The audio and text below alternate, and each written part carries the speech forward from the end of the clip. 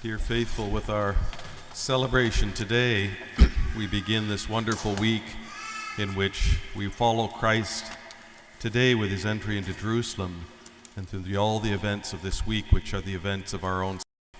We're greatly thankful, especially for all the graces that we've received in this pilgrimage since Ash Wednesday.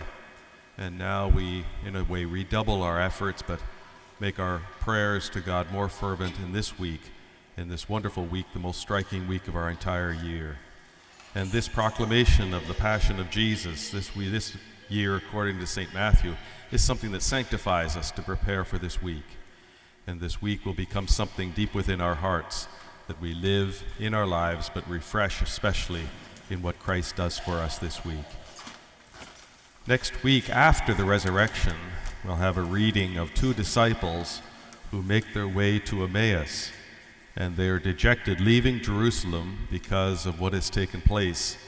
And they're traveling to this city unknown to them, a full day's journey. And Jesus encounters them and walks with them, but they don't recognize who he is. And in the midst of the conversation that takes place, they say to him, "Are you the only person who doesn't realize what's taken place in Jerusalem in these days?"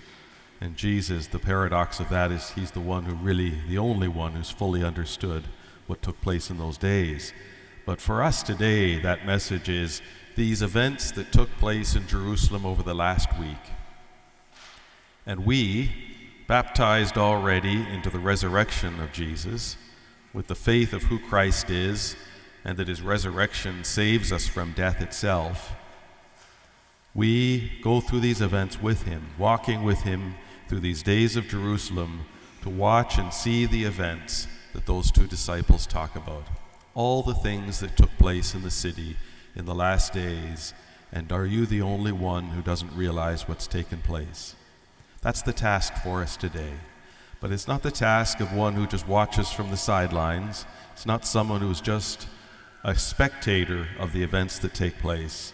But Christ asks us to make the journey with him through these days, to learn from the humility, the degree of humility that he exercises in his life for our sake, and to watch and also to participate in the very events that take place for us. Why?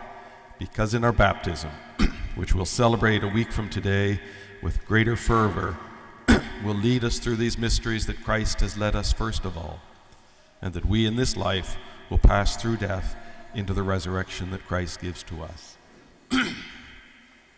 Last week in our gospel, Jesus goes to visit the sisters of Lazarus who has died, and he raises him from the dead. But before he does that, he weeps and mourns with the sisters for the loss of a dear friend of his. And those who see that say, "See how much he loved him. He is crying for his sake." In this week, we're to see how much he has loved us. See the events of what he does. See how he empties himself completely in his humanity and his divine, gives himself to the Father in obedience for our sake.